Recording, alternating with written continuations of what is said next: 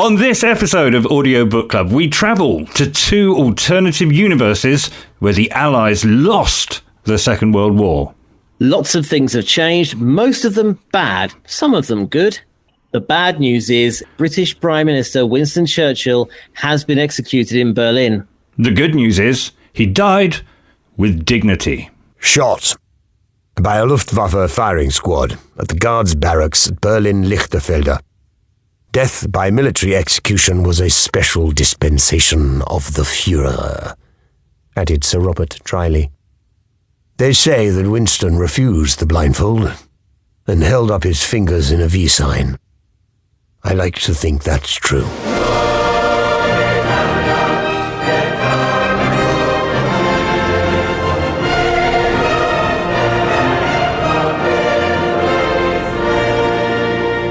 Audiobook Club with Steve Phillips and Matthew Layton.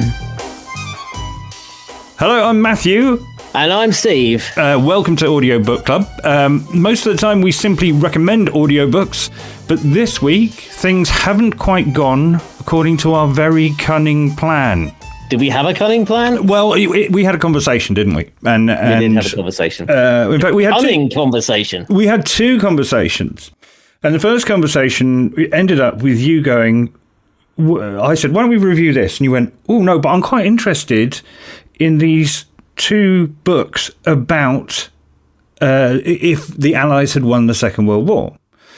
And you named both books, The Man in the High Castle by Philip K. Dick, and then SSGB by Len Deighton. And we thought we'd go on a little journey and see what we thought of the relative merits of two books that we kind of heard of, or two authors that we'd heard of. How could this possibly go wrong?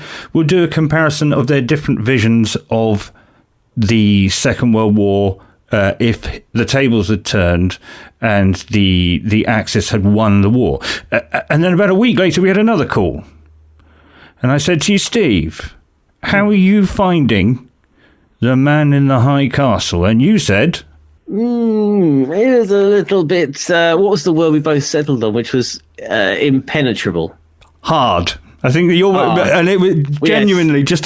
just as before I phoned you, I thought, I should have known we weren't using big words. Yeah, it was hard. It was just a really hard book to read, wasn't it? I've got to admit that I found it really hard. We'll come to that in a minute. But what caught my eye, before we get onto that, is this 100 best-selling books of the past 50 years in the Sunday Times this week. Did you see this, Steve? No, not until literally when you just said those words. Not until I copy and pasted the chart, the top 20 books, into the script that we used to do the show. It's interesting. So in the way of top charts and stuff, we should probably start at the end. But I number 100. Yeah, this could take a while. Yeah. Cue the camel dance music. I'm quite happy, actually, Steve, because we've done 3 out of 20, which is not bad, really. And I think I've read 2 of them. And then when you look at the fact that number 7, Delia Smith's Summer Collection, number 9, Rosemary Conley's Complete Hip and Thigh Diet, and where was the other one? That did nothing for me, by the way. No, it didn't. You should be happy in your body. I'm not going to shame you, Steve. And then Delia Smith's Complete Illustrated Cookery Course, which doesn't really work as an audio. We're doing quite well. Yeah. She bossed the charts, Delia Smith, didn't she? I mean, she absolutely saturated. Do you remember having those books, when you were growing up? It was the books your parents had. And Delia was always there. And James Burke as well. My parents didn't have the joy of sex, but somebody did. Well, I really didn't think we'd be dragging your parents' joy of sex into... we didn't.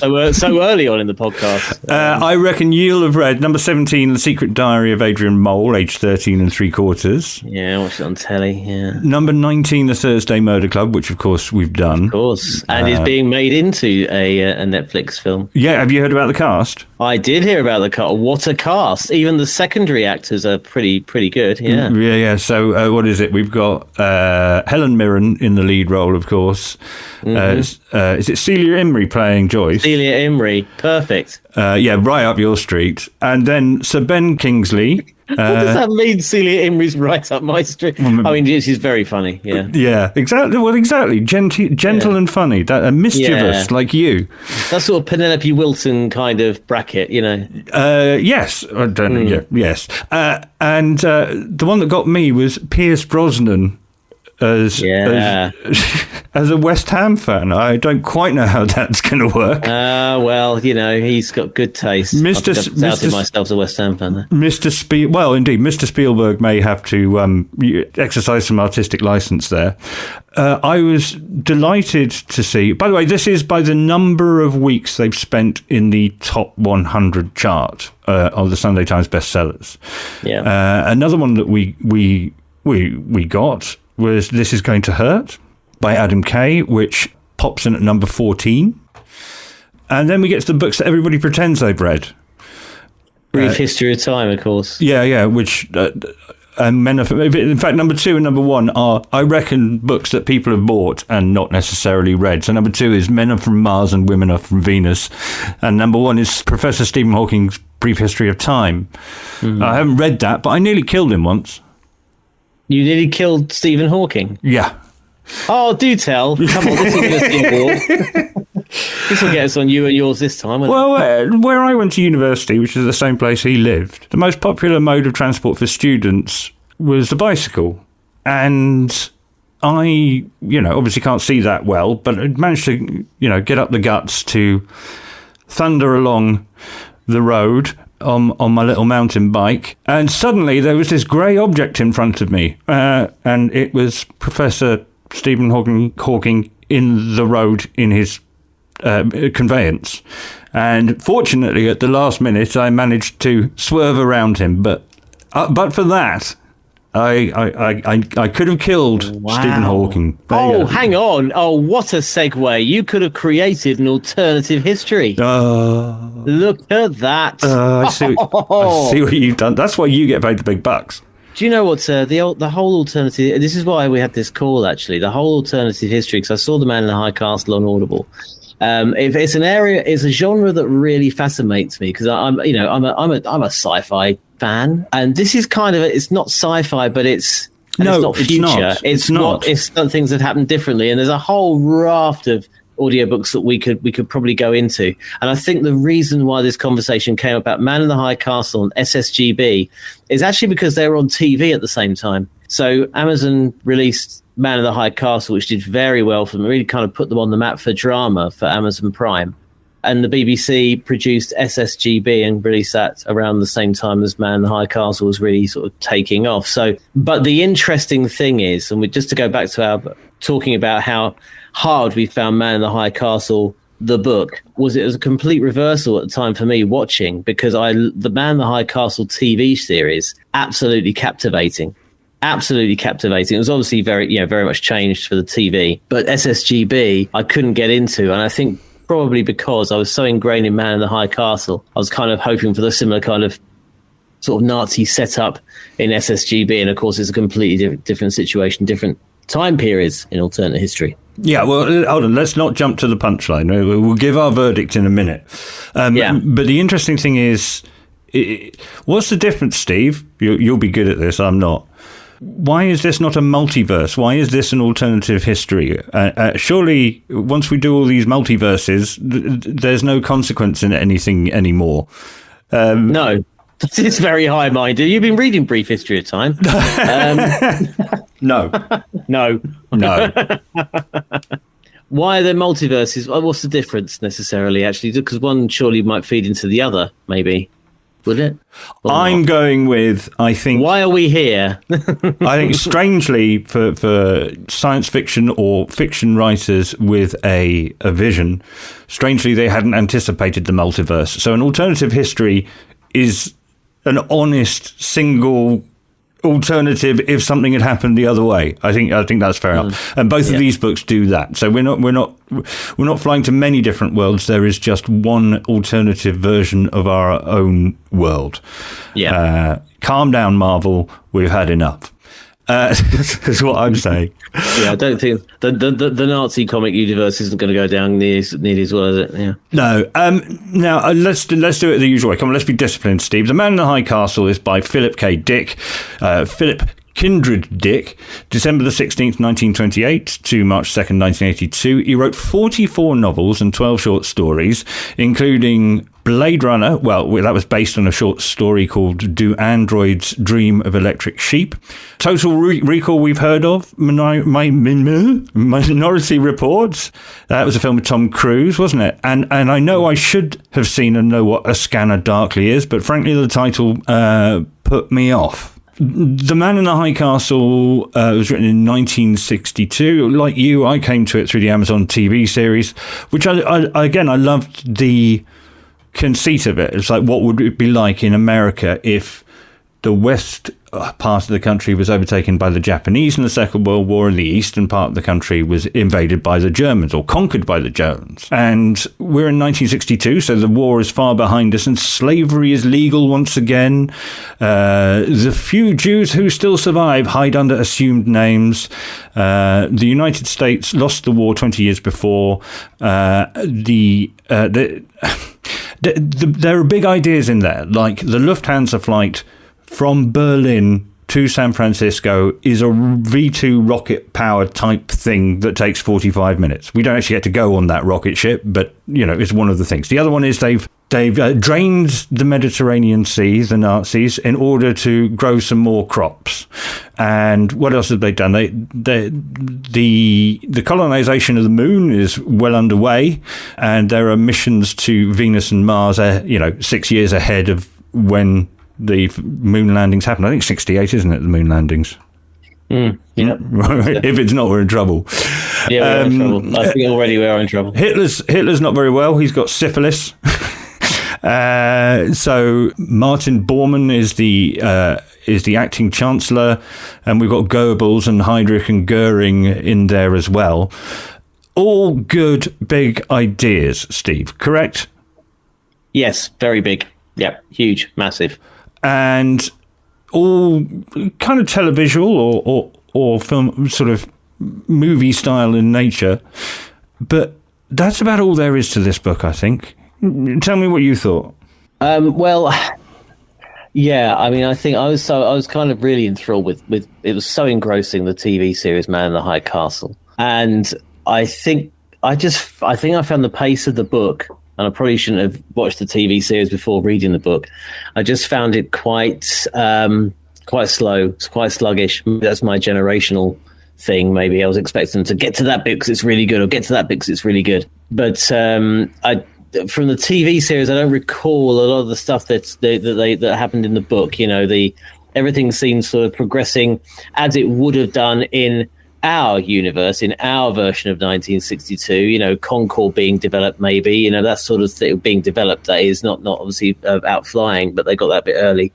But the idea that Adolf Hitler I think he had Parkinson's, I think, in the TV series rather than syphilis in Philip K. Dick's novel, Close to the Bone there. And so I don't know. I was very meh about the book, but maybe I shouldn't have been, All right, here we go. I've gone on to Wikipedia because that's all we need to know these days, isn't it? To the page about the Man in the High Castle, and I'm going to scroll down to the bit where it says plot. And here it goes. Recently fired from his job at a Wyndham Matson factory, Frank Fink is a secret Jew and war veteran who agrees to join a former co-worker to start a business making and selling jewellery. Meanwhile, in the Rocky Mountain states, Frank's ex-wife, Juliana, works as a judo instructor and has entered a sexual relationship with an Italian truck driver. What?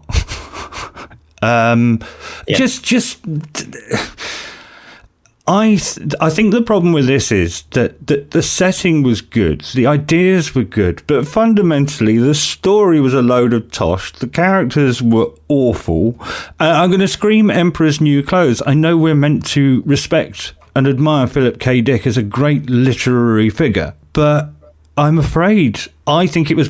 Lots of it's gibberish. In fact, I've picked out my favourite gibberish clip for you, Steve. Hold on. Pleased Mr. Baines, Mr. Tagomi thought. Delight on odor of cat-tossed piece of salmon, for instance, fatty nice tail. He jiggled the hook, then dialed speedily the Abharati Hotel. Now, yeah, I don't know how you felt during that, but that's roughly how I felt through the 8 hours and 32 minutes of this book, to be honest. It's slightly scratching my head going, well, yeah. So we didn't think we had a show, did we, Steve? No, I mean, this is the thing, that the book versus the TV series, I think there's real night and day here. I felt that the TV series was really driven. It was really, really good plot and everything. It got a little bit sort of sci-fi towards the end, to be honest, when it just realised it was a big sort of time travel thing and there's a portal and it got heavily sort of science fiction. Boring! Well, it just kind of, I think because it just sort of, yeah, even though you're trying to sell it, it's just not working. I know. So you won't remember. You may not remember this, but in Dynasty in the 80s, Dallas, Dynasty with Joan Collins and everything. Yeah. And there was a moment there where one of the characters, Fallon, I think, who'd been involved in some sort of love triangle. This was family. It was family drama, and then she got picked up by aliens. Oh, I thought you were talking about when it turned out that season 7 had just been a dream in Dallas, and No. in season 8, Bobby Ewing returns from the dead. Yeah, I mean, at least it was set on Earth. Do you know what I mean? At least it wasn't Bobby Ewing was placed back in the shower by an ice warrior from the planet Mars. It wasn't anything like that. It was properly. The ship came down, and Fallon just buggered off into this ship and flew off into the stars. It was just nuts. I mean, who? Anyway, but I had an air of that. But the book. I found it laboured. I thought, oh, how many hours? When you feel it felt like homework, didn't it? It felt like homework, which is a complete reversal to SSGB. Yeah, SSGB. So we said we sat there. Our second phone conversation was going, we can't do a show about a book we don't like. These are the rules at Audiobook Club. If we talk about a book, normally we are asking our listener to invest £8 or however many dollars that may be in your particular country, and in this case, 8.5 hours, and it's a big investment. It's more than a film, and we try and recommend stuff. So we kind of said, all right, we can't do this. Let's go and try the Len Deighton book. And what did you know of Len Deighton before we went into it, Steve? Well, we talked about this, didn't we? But essentially, Len Deighton is kind of, when you're growing up and you see your parents' books on the shelf or the books that were there, you'd always have stock authors who were always in every bookshop. The Wilbur Smith, anyone who had big gold embossed letters on the front cover of their novel with their name on it. In the 70s and 80s, yeah. And yeah. Can I draw the honourable gentleman to people like, and I don't think I ever read any of their books, but Wilbur Smith was a good one. Who else have we got? Who was Dean Koontz? Frederick Forsyth is good. Dean Koontz, he was one. Never knew who Dean Koontz was. He was like a rival to Stephen King. I remember my cousin was really into Dean. She loved sort of horror novels, and there was Stephen King, but then there was Dean Koontz, who was like the big major one of the 80s, who had better stuff apparently. But I don't know where he is now. I'll Google him. But the whole idea being, who else have we got? Jeffrey Archer, does he qualify? But the whole idea of, as you say, the gold embossed letters on a thick paperback, and I only remember them with slightly yellowing pages from age. They were thick, they were heavy. They were published that way. I'd never seen a brand new one that smelt like a new book. It was sold from print, from the publishers in W.H. Smith or Martin's or John Menzies or wherever, they were sold with yellowing pages. Gently aged already. And they had a very distinct smell to them as well, didn't they? Which again, when I do sniff a paperback occasionally, it does remind me of my childhood. It was as if a baby was born with a full head of hair and a briefcase and ready to go to work. Right.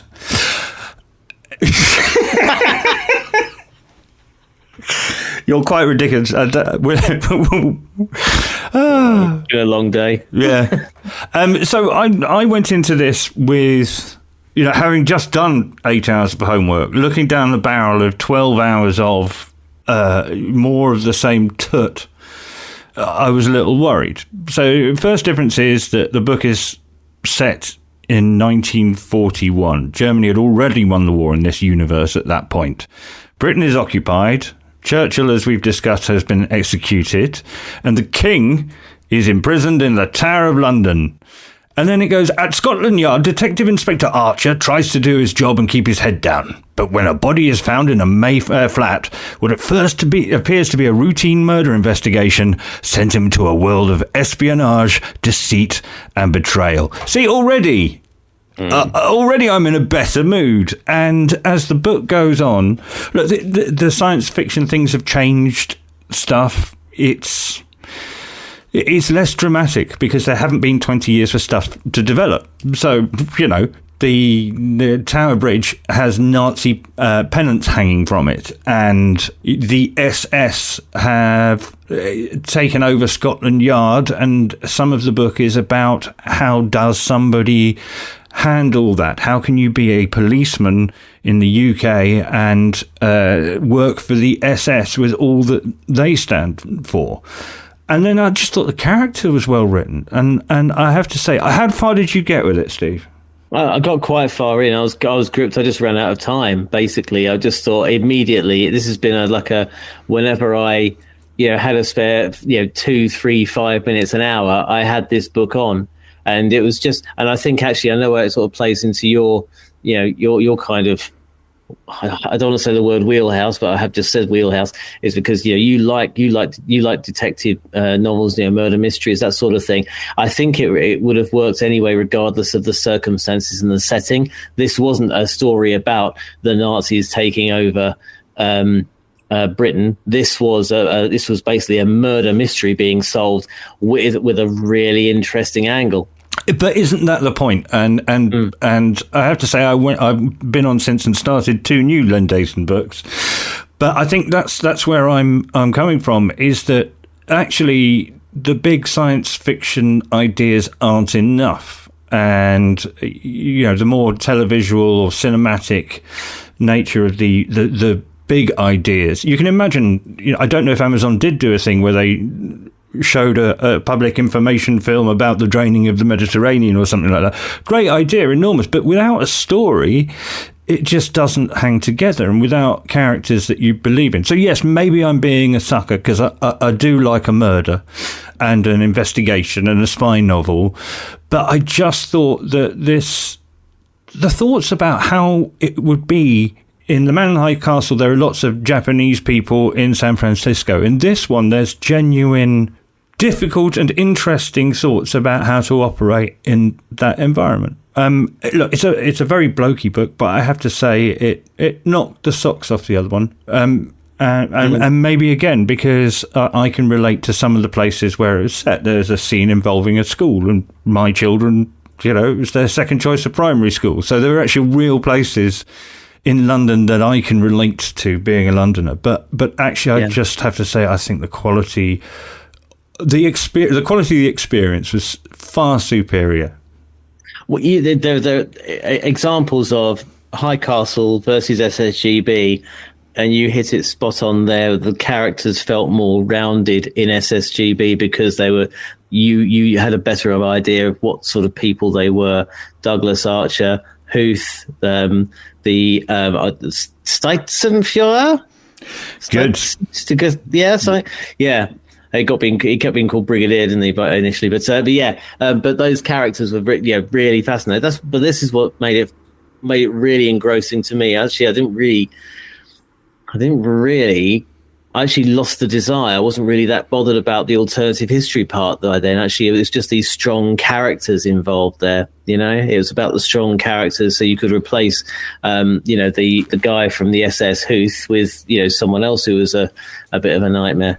But I just thought it was a really, really good story. I guess that's part of what it's all about, really, isn't it? These and many alternative history and science fiction books.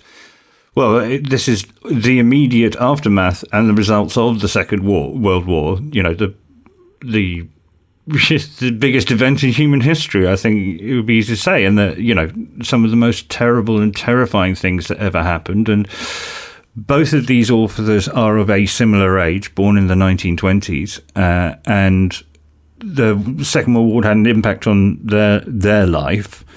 My dad was born in 1936, so he was 3.5 when the war started, and he's just passed away at the age of 87. You and I grew up, I think, correct me if I'm wrong, Steve, but with family members who could remember the war in real life. And then also in the UK, certainly, we were surrounded by stories and culture and myths that were all, I think, designed to help us remember just how bad fascism, racism, etc. is. So both in terms of real, who did you have in your family, Steve? What were the stories around the dinner table in your house? Who had direct experience? It wasn't a lot about the war, to be honest with you. I mean, my granddad fought in the war on the anti-aircraft guns. My other granddad I never met. He died before I was born, so I didn't actually learn a great deal. Bit of a Jack the Lad, so I don't know. He's of Irish heritage, so I don't know if he actually ended up being neutral and wasn't drafted anyway. I don't know, but I really should pay more attention to my own family. Yeah, how about you? And I've got a thing to say about the culture, I guess, after. Well, in the real life thing was, as I say, my dad, who's just passed away at the age of 87, was 3.5 when the war started. His experience of COVID was worse than his experience of the war. His elder brother, Jack, 16 years older than him, served in the RAF, I believe, as an engineer, mechanic type person.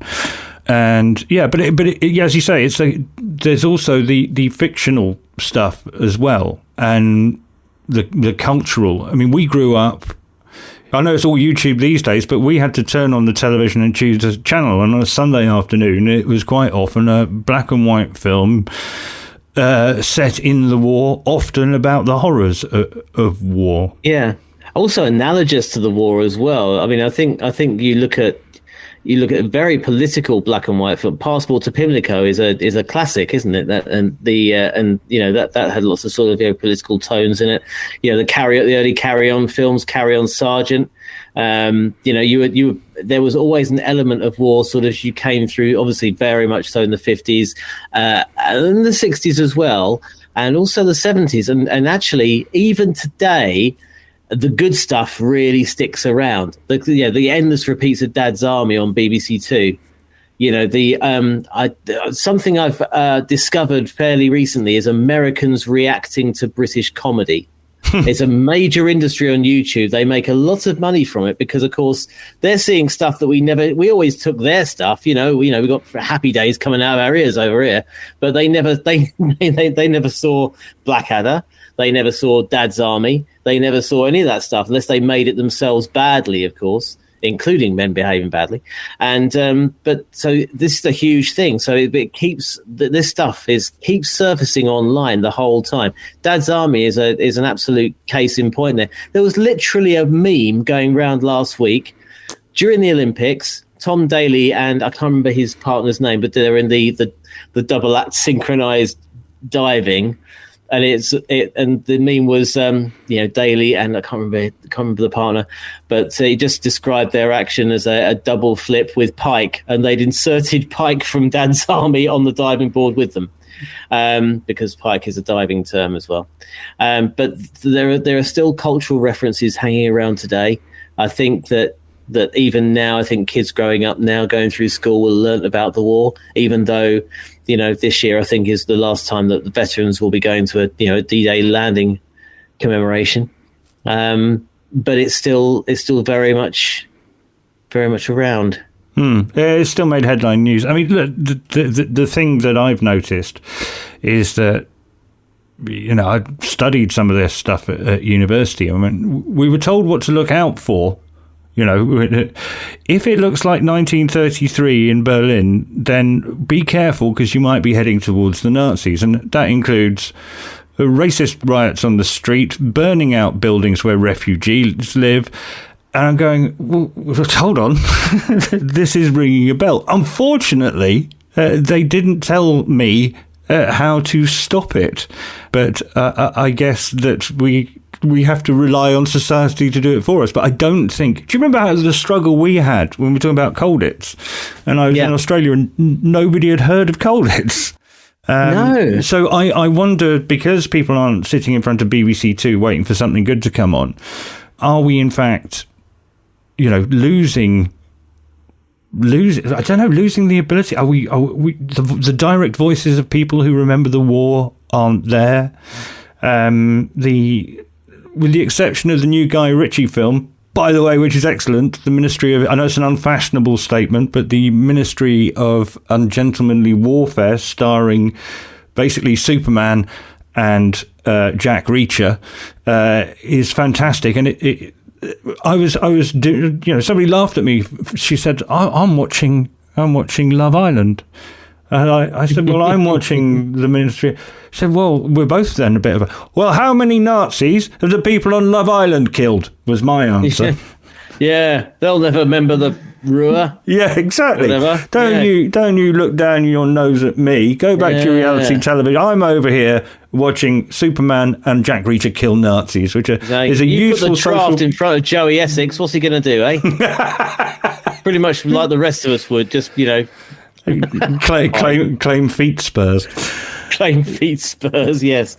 Well, there you go. So I think summing up, we're sort of saying SSGB over Man in the High Castle, aren't we? As the book to read if you're going to spend your credit. Yeah, here we go. I'll give you the rundown. So, The Man in the High Castle, written by Philip K. Dick, narrated by Jeff Cummings, who does an adequate job, although there are some slightly dodgy Japanese accents.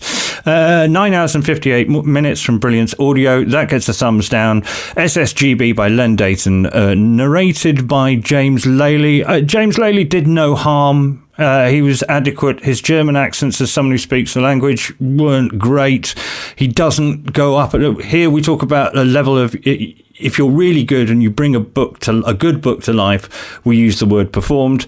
I am obstinately using the word narrated in the case of James Lailey, though he did a much better job than I ever could. That's 12 hours and 25 minutes, and it's available through Penguin Audio on various platforms.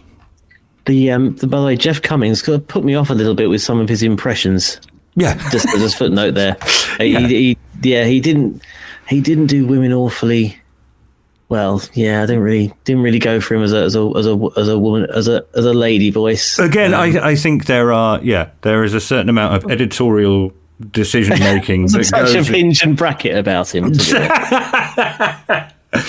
Well, again, we're not asking everybody to spend any time with that. So yeah, we like other stuff Jeff Cummings has done, and I'm sure he'll enter our sights yet again. But I don't blame him for that. I think he was trying to make a silk purse out of a sow's ear there. Yeah. And by the way, we should mention at the time of recording, Man in the High Castle is still available on Amazon Prime Video if you want to watch that. SSGB isn't on the iPlayer right now, BBC iPlayer in the UK. It occasionally dips onto Netflix. Right now, you've got to buy the thing via Apple TV or Amazon. I don't think I need to. I think it's. I know book people are terrible like this, and I hope as audiobook people we're not like this.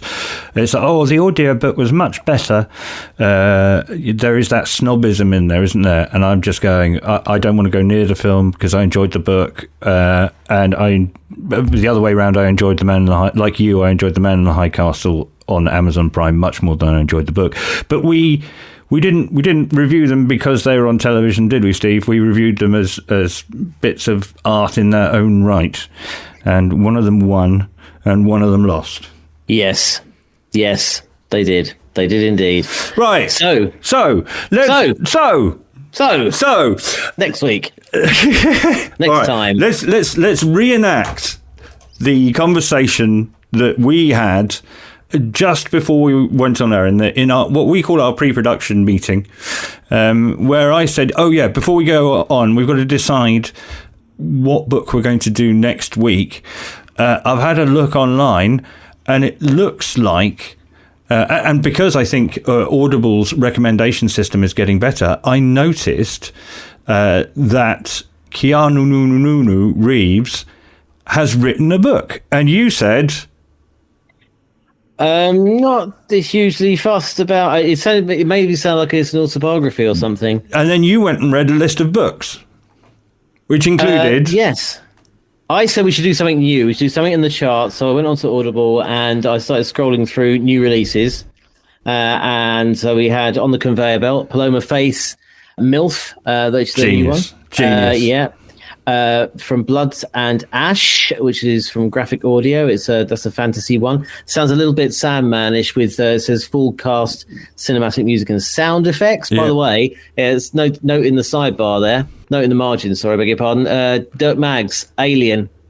Really want to have a go at that. If you want to have a go, Alien, Rutger Hauer's in that one. It sounds amazing. Is it a new one? Yes, apparently. Yes. Oh, okay. I've been following him on Twitter /X. David Baddiel, My Family. Yes. Behind the scenes, which is an amazing read, I'm sure. David Baddiel is more of Jewish extraction than I am. In fact, his Twitter profile, everybody else writes things like presenter of audiobook club, loyal father, blah, blah, blah. His just says Jew on it. So I should imagine that would be a book about Jewish families. That sounds quite interesting. It does, doesn't it? Yeah. Backstage at the West Wing is a book by two of the cast, actually, Melissa Fitzgerald and Mary McCormick. A Found Family in the Cornish Country Hospital by Joe Bartlett is another one. He Who Fights Monsters as well by Shirta Loon. And then what did you come to? Then what did you say? Anyway, fast forward to the end of it and the end of the whole list there, and up pops Keanu Reeves. Can I pause the recording just there while I work out how to pronounce this bloke's name? Yeah, China Mieville. Is that how you pronounce it? It is now. Hang on, how to pronounce China Mieville. Hang on, I'm on how to pronounce stuff. China Mieville. China Mieville. China Mieville. Rhymes with Knievel. China Mieville. Rhymes with Knievel. China Mieville. Okay, I'll just read that. I'll just feel that. I don't think I'm going to edit too much of that out. I think we can. Don't do that. We'll keep the spirit of it. Okay. And then Keanu Reeves' book turns up, and it's not an autobiography. It's a book he's written with China Mieville. No, what you said, Steve, was, and look, there seems to be a book by Keanu Reeves. That looks interesting. I said that 3 minutes ago. Yeah, all right. And then you said... That's crawling over my body here. Yes, the Book of Elsewhere, which looks actually quite interesting. Now, China Mieville was the author of a really fascinating story called The City in the City. Okay. I don't know if have you heard of this story? I haven't done. And do you know what, Steve? Partly because we're running out of time, and partly because I want to approach this absolutely cold. I'm going to say, don't tell me anything. And I look forward to hearing what we both think about it next week. What do you think? Oh, well, that is the instruction. Then that is what we shall do. And I shall tease you by saying... you'll be blown away, I think, by his look on the world. So yeah, genre bending, I think, is next week. If we haven't done that enough this week. Demand interaction, Steve. Demand interaction. Yes, cut that bit out. So demand interaction. Anyway, if you have either read SSGB or Man in the High Castle, the books, not the TV series, tell us what you thought. Hashtag Audiobook Club on any social platform you care to pop it on. And the Book of Elsewhere we're doing next week by Keanu Reeves and China Mieville. Let us know what your thoughts are on that as well. Audiobook Club is the hashtag you'll find us on. all the socials just by searching #audiobook club. Thanks. And with that, I think we should get the hell out, yeah? Yeah. As ever, thanks for listening, and we shall catch you next week. Audiobook Club with Steve Phillips and Matthew Layton.